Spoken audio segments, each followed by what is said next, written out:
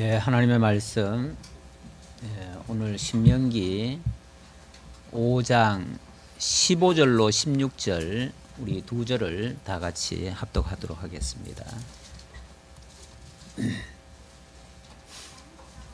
네, 오늘은 교회학교 아이들과 함께 예배를 드리고자 합니다. 우리 어린이 여러분들도 오늘 말씀 주의 깊게 잘 들어서 정말 하나님의 사랑을 받고 부모에게 사랑을 입는 그런 자녀들이 다 되기를 바랍니다. 신명기 5장 15절로 16절까지 다 같이 합독하겠습니다. 너는 기억하라. 내가 애굽 땅에서 종이 되었더니 내 하나님 여호와가 강한 손과 편 팔로 거기서 너를 인도하여 내었나니 그러므로 내 하나님 여호와가 내게 명령하여 안식일을 지키라 하느니라. 너는 내 하나님 여호와께서 명령한 대로 내 부모를 공경하라.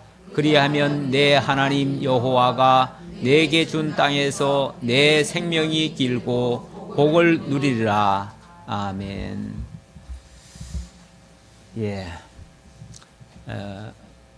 어버이날, 세상에서 어버이날이 있고 어린이날이 있는데 사실은 둘 다 지나갔는데 우리 교회는 교단에서 오늘을 어버이 주일로 정했습니다.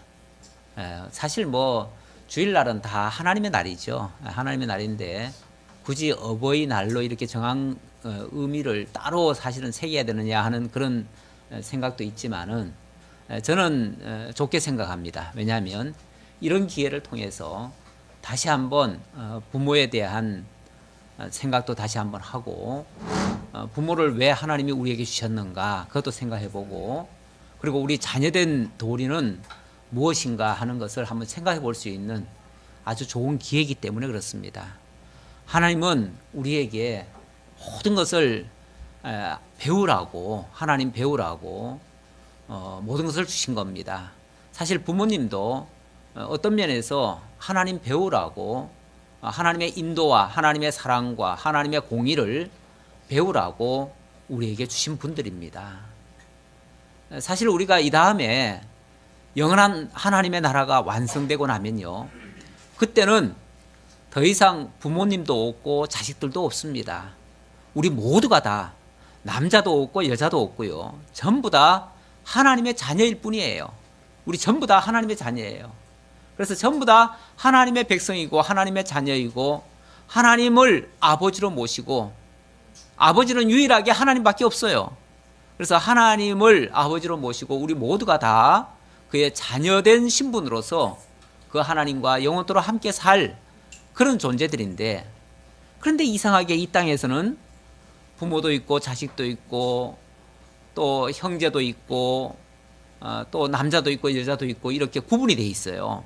그리고 큰 사람도 있고 아직 어린 사람도 있고 이렇게 구별이 돼 있어요. 근데 이 다음에 하나님 나라 가서는 절대 그렇지 않거든요. 그럼 이 땅에서 왜 그렇게 만들어 놓으셨는가? 왜 이런 과정을 거치게 하시는가? 그런데 이 땅에서 가만히 보면요, 지금은 여러분들이 애기들 중에 여기 어린 사람들도 있잖아요. 우리 어린 학생들도 있는데 어린 학생들이 지금 이 어린 학생의 신분으로 가만히 그대로 사는 게 아니고요, 이제 조금 있으면은 이제 형 오빠가 되어지고요, 조금 더 있으면 이제 다 사회 나가서 청년들이 되어지고요, 그리고 조금 더 지나가면요 이제 여러분들이 다 엄마 아빠가 될 거예요. 여러분들이 엄마 아빠가 되고 나중에 가면 여러분들도 할아버지 할머니도 되고 그래가지고 지금 현재 어른들과 여러분들이 다르지 않아요. 어찌 보면 이 땅에서는 우리가 이러한 여러 가지 변천 과정을 거쳐가면서 마침내 하나님의 자녀로 정착을 할 거거든요. 그러니까 이 땅에서는 그 과정이에요. 과정이라는 건 뭐예요? 배우는 거죠. 배우는 거. 배우기 위해서 지금은 어린 자녀의 역할을 하는 것이고, 이 다음에 가면은 우리가 형 오빠 같은 그런 역할도 하는 것이고, 나중에 가면은 여러분들이 다 부모 역할을 할 거예요. 그러니까 지금 부모와 여러분들이 다르다고 생각하시면 안 돼요. 내가 나중에 저 부모가 된다 이렇게 생각하시면 돼요.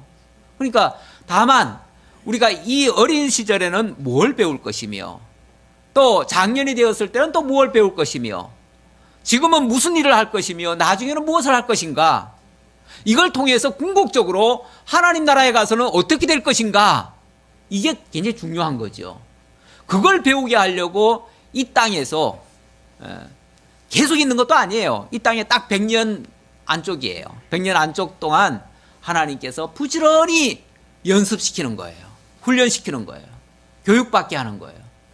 그러니까 이 시간들을 어느 순간도 헛된 시간이 아니에요. 요거는 어른들만 배워야 된다 이런 게 아니에요. 어른이나 아이나 똑같아요. 똑같이 배워야 될 시기예요. 하나님은 이런 것을 배우게 하시려고 이 세상에 여러 가지 이런 구분도 해 놓으셨고, 또 세상의 어떤 정치라든지 세상에 되어지는 모든 일을 통해서도 또 우리를 배우게 하시는 거예요. 우리 얼마 전에 대통령 선거도 있었잖아요. 대통령 선거가 있어가지고 이제 새로운 대통령이 뽑혔어요. 어떤 사람들은 그 대통령이 우리 대한민국의 뭐 아버지처럼 또 생각하시는 분들도 있더라고요. 오죽하면은 그 부인을 또 국모라고까지 얘기하는 사람도 있어요. 근데 이런 생각은, 제가 생각할 땐 그래요. 그런 생각은 옛날 봉건 왕조 시대 때 임금을 마치 어버이 섬기듯이 그렇게 했죠. 또 그 부인을 마치 국모라고 그렇게 말을 했는데 너무 그런 생각에 젖어 있는 건 아닌가 싶어요. 그런데 우리 민주주의 시대에서는요, 대통령이라는 지위가 그럼 꼭 부모라는 그 위치는 아니에요. 그런 위치라기보다는 오히려 지금은 민이 주인이라잖아요. 민주니까요. 민이 주인. 다시 말하면 백성이 지금은 주인이래요. 백성이 주인이라니까 오히려 그런 사람을 세워가지고 뭘 하게 하는 거예요? 일 시키는 거예요. 우리 대신 우리를 위해서 뭘 해달라는 거예요. 우리를 위해서 봉사도 해주고 우리를 섬겨달라는 거예요. 우리 불편한 거 살펴달라는 거예요. 그리고 우리가 잘못할 때는 또 바르게 또 인도해 달라는 거예요. 그렇게 어찌 보면 그 사람을 대신 맡겨놓고 우리는 우리 일을 충분히 잘할 수 있도록 도와주고 섬겨주고 봉사해주고 때로는 우리 앞장서주고 때로는 희생할 거 있으면 우리를 대신해서 희생해주고 부려먹으려고 사실은 시킨 거예요. 뭐 우리보다 월등히 더 우러러 볼 만한 그런 존재로 세운 건 아니에요.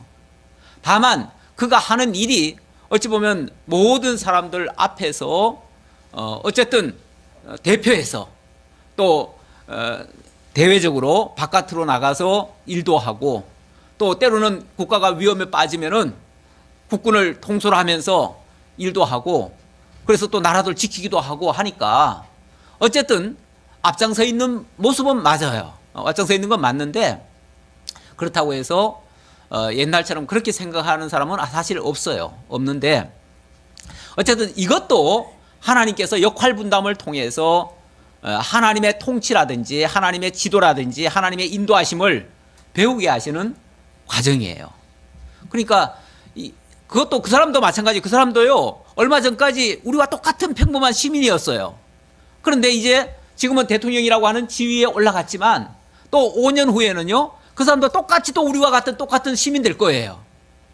그러니까 다만 그 역할을 할 동안 그 역할을 통해서 하나님의 하시는 일들을 보여주고 나타내고 또 우리로 하여금 그 일을 통해서도 하나님의 통치와 하나님의 인도하심과 하나님의 보호하심을 배울 수 있는 그런 의미에서 하나님께서 그를 세워놓으셨다. 그런 얘기예요. 그러니까 어떤 경우에도 자기 위치, 자기 역할을 너무 과대하게 평가해서도 안 돼요. 절대적인 존재인 것처럼 생각하면 안 돼요. 내가 어떤 지위를 얻었다고 해가지고 마치 옛날에 절대 무소불위의 왕처럼 그렇게 행세해도 안 되고요. 자기도 언제든지 이전에는 똑같은 자였다. 또 이후에도 똑같은 자다라는 걸 명심하셔야 돼요. 그 하는 동안은 철저하게 하나님 맡기신 일만 해야 돼요. 그걸 통해서 하나님의 공의를 보여주고 하나님의 사랑을 보여주고 하나님의 은혜를 깨닫게 하고 하나님의 능력을 보여준다면 그러면은 그 사람은 최고로 일 잘하는 사람이에요. 우리 부모도 마찬가지예요. 부모도 하나님께서 이 부모라고 하는 위치에다 올려놨을 때 하나님의 공의와 하나님의 사랑과 하나님의 은혜와 하나님의 능력과 이런 것들을 보여줄 수 있는 그 자녀들에게 대해서만큼은요 보여줄 수 있는 그런 기회예요. 사실 우리 어린 자녀들의 입장에서 봤을 때는요 부모님은요 하나님 같은 존재예요. 네. 전능자예요. 왜 그런지 아세요? 부모는 뭐든지 다 하실 수 있는 것 같아. 그렇잖아요. 뭐 제 얘기라서 좀 이상한데요. 옛날에 딸내미가 그런 소리를 하더라고요. 우리 아빠는요 척척 박사예요. 뭘 이렇게 지 눈에 봤을 때는 아버지가 대단해 보이는 거예요. 뭐든지 그냥 뭐 손만 가면은 뭘 하니까 그것이 마치 그의 눈에는 어린 눈에는 위대하게 보인 거예요. 사실 그게 정상이거든요. 모든 아빠는요 그 자식들에게는 하나님 같은 존재예요. 그게 잘못된 게 아니에요. 그렇다고 하나님처럼 또 맞들라는 얘기가 아니에요. 그런 어떤 때로는 어떤 위험이기도 하고요. 또 어떤 능력이기도 하고요. 전능성처럼 보이는 거죠. 그래야 뭐가 나옵니까? 존경이 나오고 따르기도 하고 또 그 말을 받들기도 하고 순종하기도 하지요. 그래야 순종하지요. 그래서 하나님은 그런 위치로 만들어 놓은 거예요, 부모를. 괜히 하나님이 부모를 주신 게 아니에요. 근데 이제 부모, 오늘은 이제 어버이니까 어버이란 말은 다른 말로 하면 부모예요. 그렇잖아요. 아버지, 어머니를 합친 말을 어버이라고 그래요. 그 어버이를 또 한문식으로 표현하면 그게 부모예요, 부모. 그러니까 뭐 오늘 쉽게 말하면 부모의 날이에요. 부모를 다시 한번 생각해보는 그런 주간이다 그 말이에요. 이번 주간이. 특히 뭐 이번 주간은 가정의 주간이라고 하니까 가정이라고 범위를 넓히면은 거기에 부모만 들어가는 게 아니라 자녀들도 들어가고요. 또 조금 더 범위를 좀 더 넓히면 사회로도 이렇게 나가요. 사회 구성 요소도 어찌 보면 비슷해요. 그런 상하 관계가 있고요. 좀 지도자급에 있는 사람도 있고요. 또 그 지도를 따르는 사람도 있고요. 쉽게 말하면 회사에는 사장도 있고 사원도 있고 똑같은 이치예요. 이치로는 똑같아요. 우리 하나님께서 그런 것들을 배우게 하시려고 부모를 주셨다. 어버이를 주셨다. 제가 오늘 이 말씀을 생각하면서 몇 가지 문제를 던져놓고 거기에 대한 답을 드리는 그런 형식으로 보려고 하는데 일단 문제는 제가 네 가지를 던졌지요. 우리에게 어버이를 주신 이유는 무엇인가? 제가 먼저 어버이란 도대체 어떤 존재인가를 다 처음에 한번 말씀을 드렸고요. 우리에게 어버이를 주신 이유는 무엇인가? 그리고 오늘 말씀 속에 이런 말씀이 있죠. 부모를 공경하라 그랬습니다. 내 부모를 공경하라. 그리하면 내 하나님 여호와가 내게 준 땅에서 내 생명이 길고 복을 누리리라 그랬는데 요 16절의 말씀이요. 이 땅에서 주신 첫 계명이에요. 이거를 에베소에서는 하나님이 이 땅에서 주신 첫 계명이다. 이렇게 약속 있는 첫 계명이다. 이렇게 말을 했어요. 약속 있는 첫 계명이다. 이 첫 것이라고 하는 건 굉장히 중요한 거죠. 가장 중요한 걸 첫 것에 항상 넣는데 물론 요 계명 이전에는 하나님이 전능자시다. 그래서 여호와 이름을 함부로 망령되이 부르지 말아라. 주 여호와만 경외하라. 섬기라. 이렇게 이제 해놓고 그래서 그 하나님을 다른 형상으로 만들지 말아라 해놓고 그 다음에 인간들에게 약속이 있는 땅에 있는 첫 계명으로는 이걸 주신 거예요. 이게 바로 부모 공경하라는 말씀이에요. 부모 공경하라는 말이 얼마나 그래서 이 땅에서는 어찌 보면 최고로 중요하다는 말이에요. 최고로 중요하다는 말이에요. 우리 예수님 표현에도 그런 말씀이 있어요. 땅에 있는 아버지를 공경하지 못하는 자가 어떻게 하늘에 계신 아버지를 공경할 수 있겠느냐 이런 표현도 하신 적이 있어요. 우리 하나님이 이 땅에 부모를 주신 것은요 우리가 직접 하나님 다이렉트로 못 만납니다. 어떻게 만납니까? 누구를 통해서인가 만나요. 구약시대 때는요, 하나님을 만날 수 있는 징검다리로 부모를 주셨어요. 부모를 통해서 하나님이 얼마나 놀라운 역사를 하셨는지 몰라요. 이 말씀의 배경은요, 사실 제가 오늘 6절부터 제가 쭉 읽고 가려고 했는데 이거 다 읽으면 시간이 너무 많이 갈 것 같아서 그래서 결론적인 얘기만 제가 같이 합독을 했는데 6절 이하에서 보면요, 우리 하나님께서, 잠깐만 내가 몇 군데만 살펴볼게요. 나는 너를 애굽 땅 종되었던 집에서 인도하여낸 내 하나님 여호와라, 이렇게 말합니다. 하나님이 누구신가? 너희를 애굽 땅 종되었던 집에서 인도해낸 여호와다 그럽니다. 여호와란 말은 하나님이 일찍이 약속을 했는데 그 약속대로 이루어 주시는 분이다, 그런 뜻이에요. 하나님은 약속대로 우리를 이끌어내셨어요. 어디서요? 애굽 땅 종되었던 집에서. 하나님은 430년 전에 아브라함이라는 사람을 불러가지고 그에게 너희 자손이 앞으로 하늘과 같이 별같이 많아질 건데 그들이 애굽 땅에 내려가서 400년간 종살이 하다가 내가 불러내서 다시 오게 될 거다라고 말씀하신 바가 있어요. 그렇게 말씀하신 그대로 이루어 주시려고 애굽 땅 종되었던 집에서 이끌어내셨어요. 이끌어내신 이유는 뭔가? 종되었던 집에서 이끌어냈다는 말은요, 다시는 종되지 말라, 그 소리거든요. 그렇죠? 종되지 말라. 왜 종되지 말아야 되는가? 하나님이 종이 아니고 하나님은 자유자셔요. 참 자유인이 하나님이셔요. 그 하나님을 배우게 하려고, 그 하나님을 깨닫게 하려고, 우리로 하여금 참된 자유를 발견함으로써 그 하나님을 만나게 하려고, 그래서 애굽 땅 종되었던 집에서 이끌어냈다는 거예요. 근데 여기서 자유라는 말을 오해하시면 안 돼요. 우리는 자유 그러면 뭐죠? 아, 이제 자유야. 내 마음대로 해도 돼. 하고 싶은 대로 할 거야. 내 멋대로 생각하고 내 멋대로 행동하는 걸 자유라고 생각하는데 그거는 자유가 아니고요.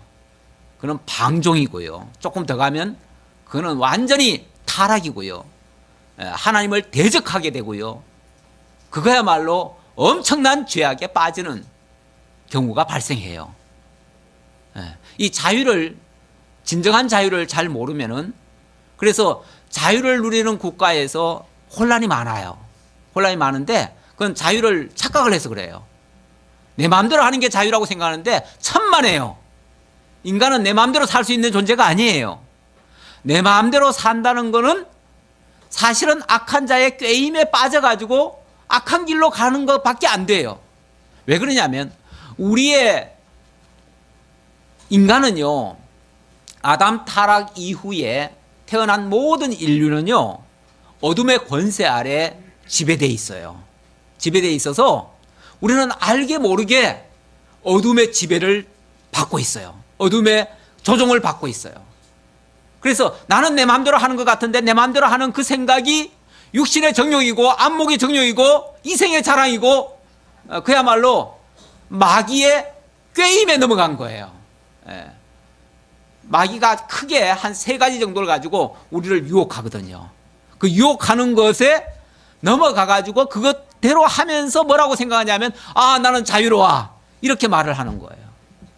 그러니까 자기 멋대로 살아가는 사람들, 이런 사람이요, 자유인인 것 같지만 사실은 굉장히 위험한 사람이고 독선적인 사람이고, 그런 사람은 남의 말 절대 안 듣죠. 남의 말 안 듣는 것뿐만 아니라 하나님의 말씀도 절대 안 들어요. 그러니까 결국은 하나님을 대적하는 자로 인생 끝나는 거예요. 네. 얼마 전에 나는 대통령 유세 후보 하는 사람 중에 한 사람 말에 내가 깜짝 놀란 적이 있어요. 어디 집안에서는 우리가 뭐 나라님도 욕하고 뭐 부인도 욕하고 남편도 욕하고 욕할 수 있어요. 그런데 유세 중에 자기 결혼 반대했다고 장인을 가리켜서 그 영감탱이 어쩌고 그러면서 26년 동안 만나지도 않고 용돈도 한 푼 안 줬다. 이거는 정말 자기중심적인 사람이에요. 철저하게 이 우주가 자기를 위해서 돌아가는 줄 알아. 자기를 위하면 옳고 자기한테 반대하는 사람은 적이에요. 굉장히 위험한 사람이에요. 이런 사람이 어떤 권력을 쥐게 되면 이상한 쪽으로 갈 우려가 있어요. 상당히 위험한 생각이에요. 아니 뭐 개인적으로는 그럴 수 있어요. 우리도 뭐 성질 나면 욕하고 하지요. 다 하지요. 그런데 공개적으로 그렇게 하는 걸 보면 이거 보통 배짱이 아니에요. 그걸 자랑 삼아 얘기하는 거 보면 굉장히 보통. 그런데 하필이면 그 많은 후보들 중에요. 나는 더 놀란 게 그 많은 후보들 중에 그 사람만이 유일하게 기독교인이라는 사실. 기독교 집사라는 사실. 난 여기서 더 충격을 받았어요.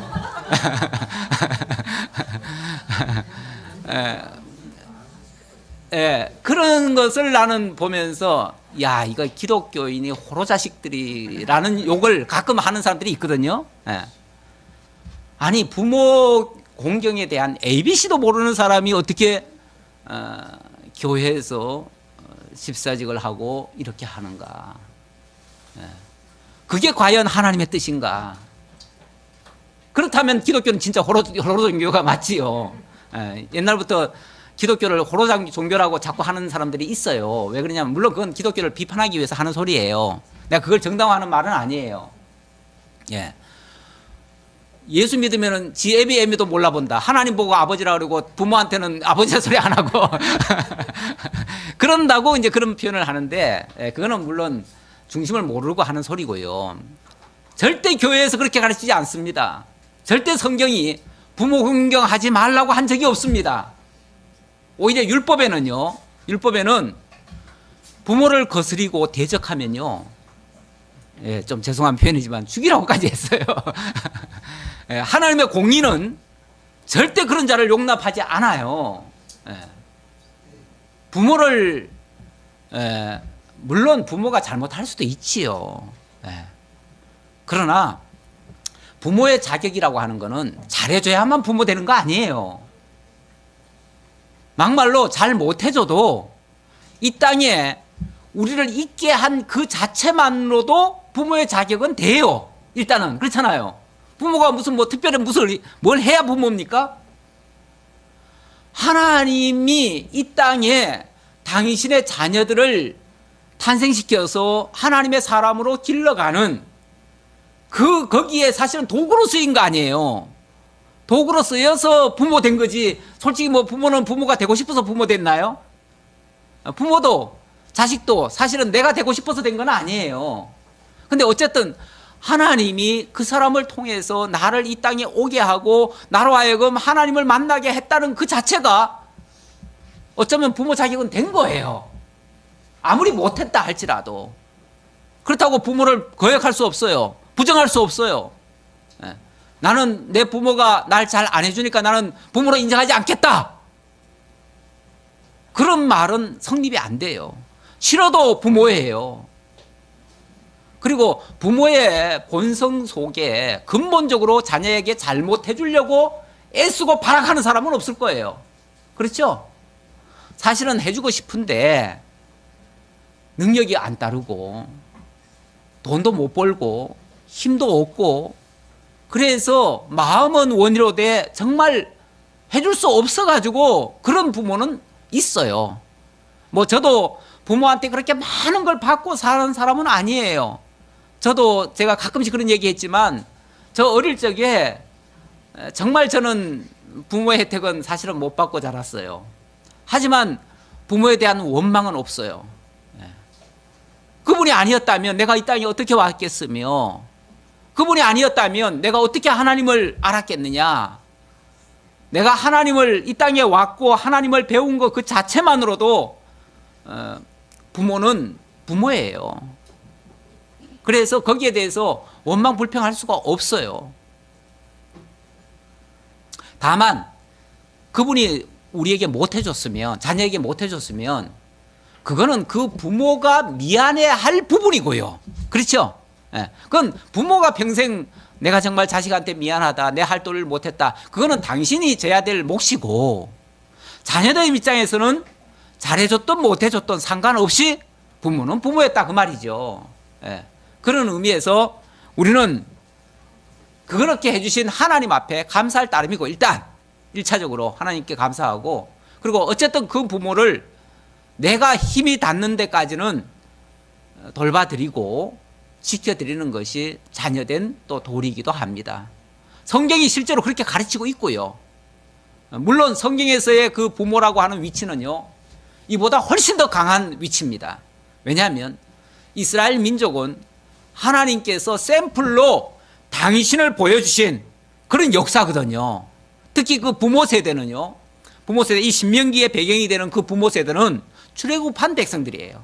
그 출애굽하는 과정 속에서 얼마나 많은 하나님의 능력, 하나님의 손길, 하나님의 또 때로는 또 잘못했을 때는 하나님의 공의도 있었고요.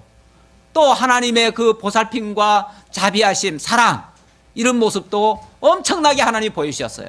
다시 말하면 하나님의 공의와 하나님의 사랑을 그 부모들에게 엄청나게 보여주셨어요.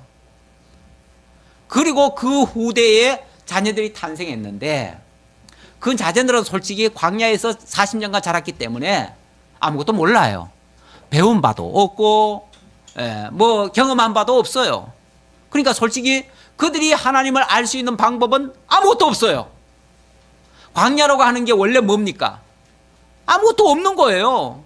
교육시설이 있어요. 거기에 무슨 환경 조건이 있어요. 아무것도 없어요. 유일하게 배울 수 있는 통로는 부모밖에 없어요. 그리고 그 당시는요, 성경이라는 것도 없었어요. 지금이니까 우리가 이런 성경을 통해서 하나님의 살아계심을 여기서 확인을 하고 하나님을 배우고 뭐 하나님의 뜻도 깨닫고 한다지만은, 그 당시는요, 성경도 없었어요. 글자도 없었어요. 그랬으니까 하나님을 가르쳐 줄 수 있는 유일한 통로가 부모밖에 없어요. 근데 만약에 부모의 말씀을 안 들으면요, 부모의 뜻을 거스리면요, 부모의 뜻과 반대되는 길을 가면요, 그냥 망하는 거예요. 그게 끝나는 거예요. 그러나 반대로 그 부모, 뭐 부모가 뭘 했겠어요? 그 광야에서 부모가 뭘 있어야 하지요. 부모도 다만 하나님이 위로에서부터 주시는 거 가지고 그냥 자녀들 길럿을 뿌리겠죠. 하지만 그랬을지라도 그 부모를 통해서 들려주는 하나님의 말씀, 그 부모를 통해서 알게 해준 하나님의 말씀, 경우에 따라 부모가 잘못할 수도 있어요. 잘못할 수도 있고 혼내줄 수도 있어요. 때로는 부모한테 맞을 수도 있어요. 그거는 하나님의 공의를 배우는 거예요. 또 그러다가 어떨 때 내가 약하고 내가 쓰러지고 넘어졌을 때 부모가 일으켜주고 또 약이라도 발라주고 시시때때로 먹을 것 갖다가 챙겨주고 하면 그게 바로 엄마의 마음이잖아요. 그렇죠? 어머니의 모습이잖아요. 우리 자녀는, 사실 아버지라는 존재는요, 저의 내리 속에도 아버지는 무서운 분, 엄마는 그래도 따뜻한 분. 왜냐하면 엄마는 늘 배고플 때 그래도 먹거리 갖다 줬잖아요. 어쨌든 그래도 다치면은 상처라도 이렇게 보듬켜 주는데, 아버지는 뭐 하는 사람이에요? 야단이나 치죠. 때때로는 물론 돈 벌어준다는 그 명분에 큰 소리나 치고 집에 와가지고 뭐 시키기나 하고. 그러니까 아버지에 대해서는 어찌 보면 굉장히 엄히하신 분, 그래서 괜히 만나서 이야기하고 싶은 분이 아니라 슬슬 도망가고 싶은 분, 이렇게 느낄 수도 있어요. 그런데 그것도 무조건 부정적인 게 아니고요, 하나님의 공의를 보여주는 모습이기도 해요. 다시 말하면 죄에 대해서는 엄중하고 실수에 대해서는 용납하지 않고, 이런 부분에 대해서 아버지 역할을 하는 거죠. 그러니까 아버지의 역할, 엄마의 역할을 통해서 하나님의 공의와 하나님의 사랑을 보여주고 있다 그 말이에요. 지금이라고 안 그러겠어요? 물론 그 당시는 더 했지만은 지금도 사실은 그런 측면이 없잖아 있어요. 그러니까 이걸 계시적인 모습이라 이렇게 말할 수 있는데, 하나님이 그 부모라고 하는 존재를 통해서 우리에게 하나님의 속성을 보여주고 하나님의 능력을 보여주고 이렇게 한다 그 말이에요. 제가 아까 잠깐 비유적으로 얘기했을 때 아버지가 마치 전능자처럼 보인다는 것도 우리 하나님을 그렇게 발견하게 하려고 부모를 통해서 아주 대단해 보이도록 만드는 거예요. 그렇게 해서 우리 하나님을 조금이라도 느낀다면 하나님께로 가는 발걸음이 되는 거예요. 길목이 되는 거예요. 부모 역할이. 부모는 그래서 딴 일 할 거 없어요. 부모는 그냥 하나님 존재 알려주고 하나님 속성 보여주고 하나님의 능력 보여주고 뭐 우리가 다 보여줄 수는 없어요. 그러나 그런 어떤 길잡이 역할, 그렇게 해서 마지막 죽을 때 너희들 하나님 잘 경외하라 이 한마디 하면 끝나는 거예요. 그분의 역할은. 그러니까 살아생전에는 하나님의 모습을 조금 보여주고 할 수만 있다면 보여주고 정말 죽을 때는 이러하신 하나님 절대 떠나지 말고 하나님만 섬기고 살아라 하고 만약에 유언을 하고 죽는다면 그분은 최고로 잘 살아신 분이에요. 우리가 더 이상 이 땅에서 다른 거 기대하시면 안 돼요. 왜 우리 아버지는 남들처럼 빌딩 하나 안 남겨줬을까? 이런 생각하면 안 돼요. 그런 거는 아무나 남겨주는 거 아니에요. 그런 거는 내가 그런 생각 가졌으면 내가 벌면 되는 거예요. 그런 생각 가지면은 생각 가진 사람이 벌면 되는 거예요. 아버지는 어머니는 그냥 하나님 소개하는 것으로 최고로 귀한 분이에요. 그런 의미에서 우리에게 정말 지금 현재 믿는 아버지, 지금 현재 믿는 어머니라면 사실은 이 세상에서 다른 사람과 바꿀 수 없는 그렇게 존귀한 부모일 수 없어요. 그런 분 가지신 우리 자녀들이 있다면요, 여러분들은 그 부모님 죽도록 공경하셔야 돼. 경외하셔야 돼. 사실은 이 본문에는 경외하라고 돼 있어요. 경외. 공경 정도가 아니에요. 공경을 넘어서는 게 경외예요. 경외할 정도로 그분에 대한 존경심을 가지고 무한 신뢰하고 무한 그분을 따르고 이렇게 하는 것이 가장 좋은 일인데, 어쨌든 우리 하나님은 자유케 하시려고 우리를 구원해 주셨다. 그래서 예수님도 진리를 알지니 진리가 너희를 자유케 하리라. 진짜 자유는요, 진리 안에서 만들어지고 하나님 안에서 이루어지는 겁니다. 아까 내 마음대로 하는 거는 마귀에게 종로로 타는 거다 그랬죠. 진짜 자유는 하나님 안에서, 그리스도의 진리 안에서, 복음 안에서 진짜 자유함을 누립니다. 그래서 그걸 모르는 사람들은 자꾸만 내 말 들으라. 부모들도 마찬가지예요. 부모들도 자꾸 내 말 들으라 그러는데 내 말 들을 게 아니라 내가 알려주는 하나님의 말씀을 들으라, 이렇게 얘기를 해야겠죠. 정확하게 얘기하면. 그렇죠? 내가 소개하는 그 하나님을 만나라, 이래야죠. 나를 만나라가 아니라 나도 하나님을 계시하는, 어떻게 보면 계시의 도구니까 나를 통해서 보여주시는 하나님을 너희들이 깨달아라. 혹시 내 속에서 하나님 같은 모습이 조금이라도, 요만큼이라도 발견됐다면 나를 믿으라는 게 아니라 그런 모습을 통해서 하나님을 발견하고, 혹시 나한테서 만약에 잘못된 게 있다면 그건 어찌 보면 내 육신에 속한 거고 그 마귀에게 종로로 탄 거니까 그런 거는 본받지 말고, 무조건 본받으라는 의미는 아니죠. 공경하라고 해서 무조건 다 본받으라는 건 아니잖아요. 왜냐하면 부모도 다른 분이 아니라니까요. 나와 똑같은 존재라니까요. 내가 부족한 것처럼 부모도 부족해요. 그분도 어쩌면 하나님 배우는 것 중에 있어요, 지금도. 그러니까 배우는 중에 있는, 서로가 어찌 보면 다 약한 존재들이고 부족한 존재들이에요. 그 부족한 중에서 그래도 하나님의 그 단면을 조금이라도 발견한다면 하나님 배우는 도구로서 부족하지 않아요. 그리고 가면 되는 거예요. 자, 그렇게 해서 하나님께서 우리를 자유케 하시려고 구원해 내셨다는 말씀을 하셨고요. 그 다음 말씀은 안식일을 거룩히 하고 여호와 이름을 부르게 하신다 그랬는데 11절 이하에 보면요, 너는 내 하나님 여호와 이름을 망령되이 일컫지 말라. 여호와는 내 이름을 망령되이 일컫는 자를 죄 없는 자로 인정하지 아니하리라. 죄 없는 줄로 인정하지 아니하리라. 이 망령되이 부르지 말라.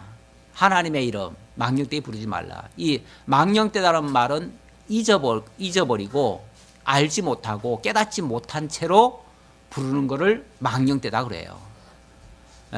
우리가 하나님의 존재에 대해서 알지 못한 채 그냥 내 어떤 목적을 이루는 수단으로서 하나님을 이용한다면 그것도 잘못된 거예요. 부모도 마찬가지예요. 부모도 왜 아버지는 나한테 밭대기도 하나 안 물려줬습니까? 이렇게 원망하는 사람은요, 그 부모를 통해서 자기가 무슨 밭대기를 차지해야 되나요? 자기 목적 달성의 아버지가 수단인가요? 그렇죠. 그러니까 우리가 부모를 통해서 뭔가를 얻으려고 했는데 그거 못 얻는다고 불평하는 것은 그 부모를 이용의 가치로 여기는 거예요. 우리 하나님도 그렇게 이용하시는 분들도 있어요. 하나님도 진짜 하나님이 온 우주의 대주제이시고 전능자이시고 진짜 공의로우신 분이시고 진짜 사랑이 많으신 분이시고 그분이 일구실 영원한 하나님의 나라의 주인이시고 거기에 우리를 참여시키기 위해서 이렇게 훈련시키고 연단해서 하나님 나라에 우리를 드리려고 지금 이렇게 하고 있다라고 생각해서 그쪽만을 향해서 우리가 간다면 문제 없죠. 문제 없는데 왜 나는 이렇게 지지리도 복이 없어? 나는 이렇게 왜 하는 일도 안 돼? 하나님이 계시다고 하면서 왜 나는 안 해줘? 만약에 이렇게 해서 하나님 불평한다면 부모 불평하는 사람이나 똑같아요. 그러면 하나님도 결국은 이용의 수단으로밖에 사용하지 않는다는 결론이 돼요. 그런 가운데서 그러니까 하나님의 그 근본 본질적인 걸 찾지 아니하고 그렇게 어떤 외적인 거 아니면 이 세상적인 거 없어져 버릴 그것만 자꾸 추구한다 그러면은 그걸 뭐라고 그러냐면 그러면서 부르는 그 이름을 뭐라고 그러냐면 망령되이 부른다 이렇게 얘기를 할 수 있는 거예요. 우리가 안식일을 거룩히 지키라 하는 말은요. 안식일이라고 하는 그날에 다른 거 다 팽개치고 뭐 하라는 거예요? 하나님 깨달으라는 거예요. 하나님만 생각하고 그날은 하나님만 생각하고 하나님만 배우고 그래서 하나님의 뜻을 정확히 알고 그분의 의도대로 우리를 재충전해서 우리를 다시금 새롭게 만들어가지고 그분만을 향해서 달려가도록 하려고 사실은 안식일을 주신 거예요. 오늘날은 뭐 안식일은 아니지만 우리가 주일날이라고 해서 이날 우리가 예배당에 왔습니다. 하나님의 말씀을 같이 배웁니다. 하나님의 존재를 깨닫고 하나님의 사랑을 깨닫고 하나님의 능력을 발견하고 그분을 경외하는 그러한 시간으로 오늘 우리가 가집니다. 이런 기회 너무나 소중한 시간입니다. 이거 헛되이 여기시면 안 됩니다. 이거를 내 어떤 수단으로 내 어떤 세상살이의 방편으로 삼아서는 안 됩니다. 그런 도구로 사용하면 그것이 바로 여호와의 이름을 망령되이 일컫는 것이고요.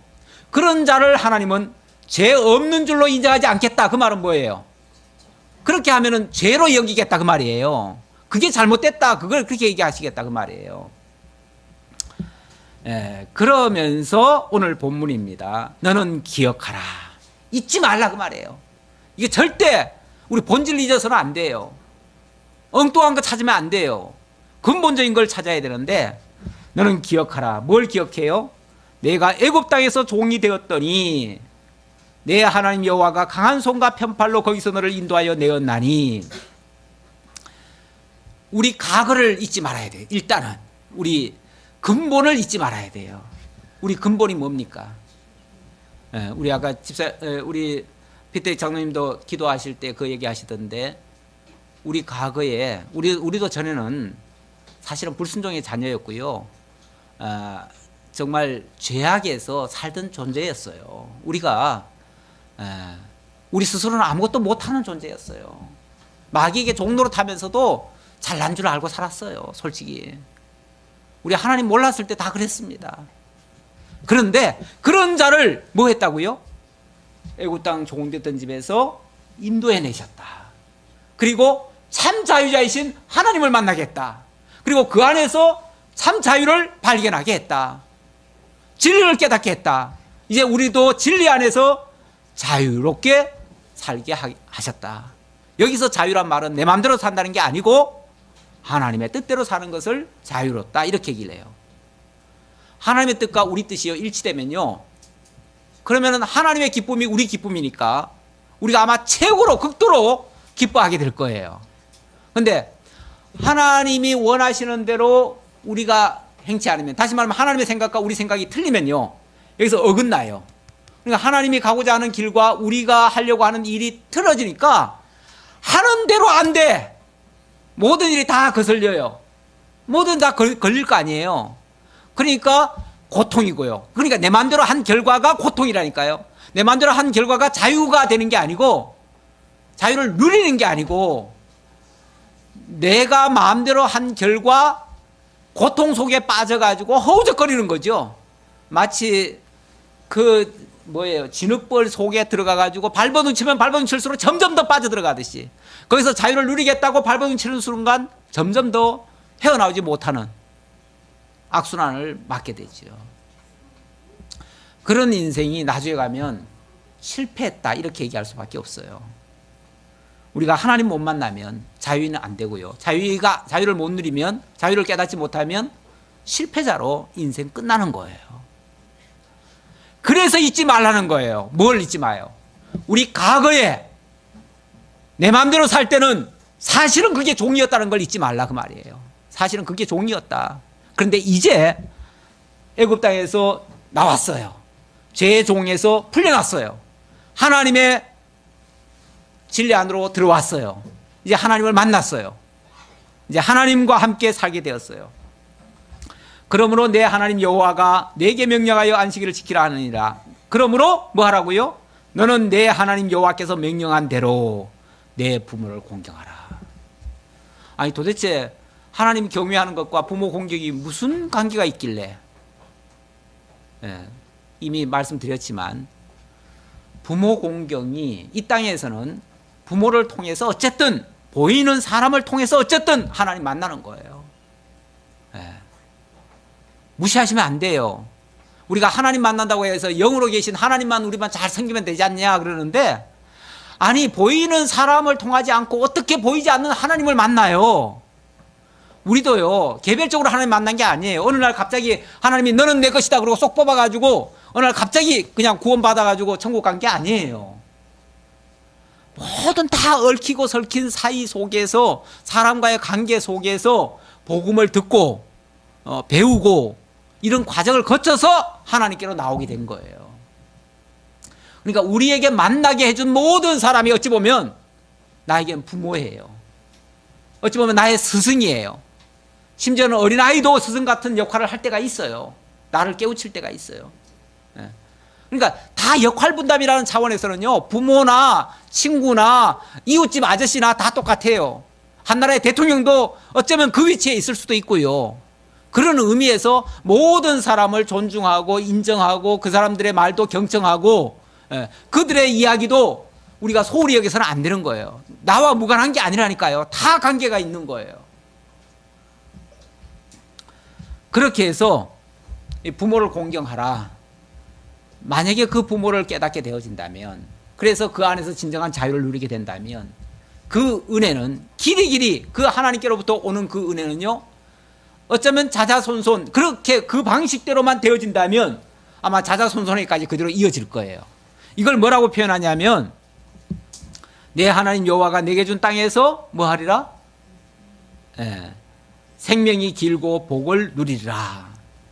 또 어떤 말씀에서는 그 어떤 말씀이 아니라 그 앞에 9절에 보면 그런 말씀이 있죠. 9절에 보면은 뭐 쭉 얘기하다가 어떤 사람은 그 아비의 죄를 나를 미워하는 자의 죄를 갚되 아버지로부터 아들에게로 3, 4대까지 이르게 하거니와 나를 사랑하고 내 계명을 지키는 자에게는 1000대까지 은혜를 베푸느니라. 이런 걸 잘 모르고요, 부모를 무시하고요, 그 말씀도 안 듣고요, 이러면은 그 아버지의 죄가 3, 4대까지 내려간대요. 3, 4대까지. 다시 말하면 그 자손에게도 그 영향을 미친다, 그 얘기겠죠. 그리고 이것을 제대로 깨닫고 정말 제대로 한다면요, 이게 1000대까지 갈 수도 있다. 그러니까 좋은 영향은 더 길게 갈 수 있는 거예요. 물론 하나님이 사랑하시니까 나쁜 영향은 빨리빨리 하나님 또 끊어주시니까 3, 4대까지 해서 끝났는지 모르겠지만, 어쨌든 우리 하나님께서 우리 부모를 통해서 보여주신 그 하나님을 제대로 깨닫는다면 그 은혜는 길이 갈 것이다. 실제 우리 영적으로도 말해도요, 우리가 이 하나님을 제대로 깨닫는다면 영원토록 의를 얻고 하나님의 나라에서 영원토록 살게 될 거예요. 길이 가는 거 아니에요? 1000대까지 가는 거 아니에요?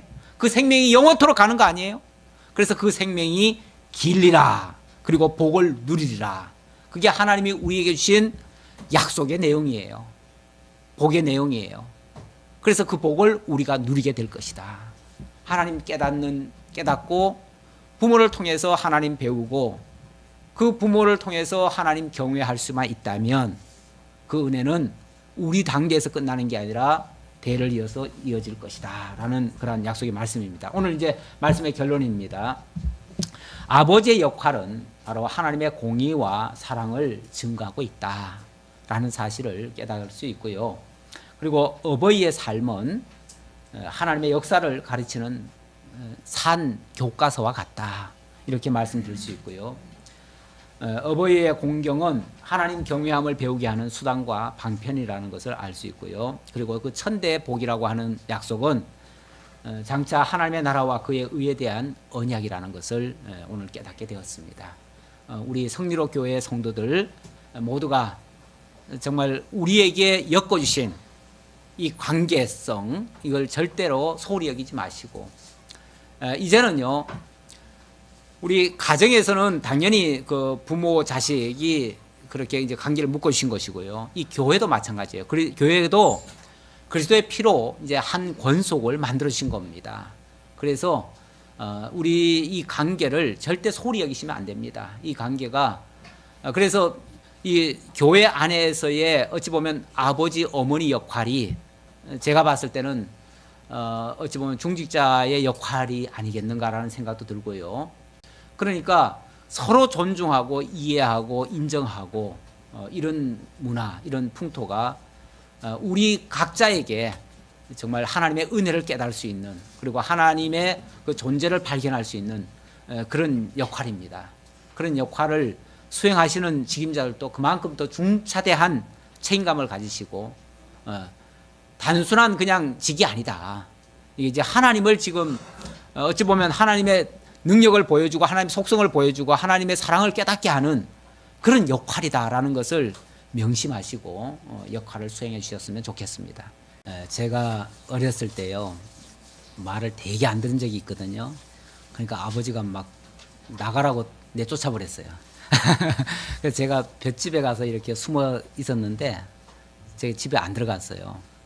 안 들어갔는데 나중에 어머니가 찾아와 가지고 밥을 먹이면서 다독거리면서 아버지가 너 미워서 그런 거 아니다 그러면서 타일러 가지고 밥을 챙겨 먹인 적이 있어요. 그런데 그게 어찌 보면 아버지의 공의와 어머니의 그 사랑 이걸 보여준 거거든요. 이게 지금 어버이가 합작으로 자녀 교육시키는 거예요. 우리 하나님이 이렇게 때로는 아주 단호하게 하나님이 그런 모습도 보이시고요. 그래서 하나님이 때로는 아버지라고 그래요. 그런데 하나님이 꼭 아버지뿐입니까? 예. 그래서 요즘 어떤 교단에서는 하나님을 어머니라고 부르자. 왜 하나님을 아버지라고 안 부르냐? 아버지라고 부르니까 하나님이 무서운 하나님이 아니냐? 사랑의 하나님, 어머니 하나님도 부르자 그래가지고 어머니 하나님 종교가 또 생겼어요. 생겼는데 그렇게 우리 하나님의 성이 무슨 남성 여성이 있는 게 아니에요. 하나님의 성품이 그런 거죠. 하나님의 품성이 그런 거지. 하나님은 인간처럼 성이 있는 분이 아니에요. 남성도 여성도 아니에요. 하나님은. 그러니까 아버지 때로는 아버지고요. 때로는 남편이고요. 때로는 뭐 형 오빠 같기도 하고요. 때로는 엄마예요. 우리 하나님은 그 하시는 일이 그렇다 그 얘기예요. 그러니까 하나님을 오해하시면 안 됩니다. 아버지 하나님 감사합니다. 우리에게 너무나 소중한 시간 허락해 주셨습니다. 우리 교회 성도들 모두가 다 이 가정의 달, 또 특히 오늘은 어버이 주일이라고 해서 특별히 어버이의 존재와 어버이를 주신 하나님의 의도와 그 어버이를 통해서 이루시고자 하는 하나님의 뜻과 그 목적에 대해서 살펴보았습니다. 하나님이 괜히 이런 관계를 주신 것이 아니라 영원한 하나님의 나라를 바르게 세워가기 위해서 이러한 일들을 주신 줄 알고 현재 우리의 역할, 위치에서 잘 수행해가는 저희 모두가 되게 하시고 무엇보다도 하나님의 말씀을 제대로 깨닫고 하나님의 말씀 안에서 참된 자유를 누리며 그 은혜가 길이 우리 자손에게까지 우리 또 이 교회의 대를 이어가면서 증거될 수 있도록 역사해 주옵소서. 모든 것 감사드리옵고 예수님의 이름으로 기도하옵나이다. 아멘.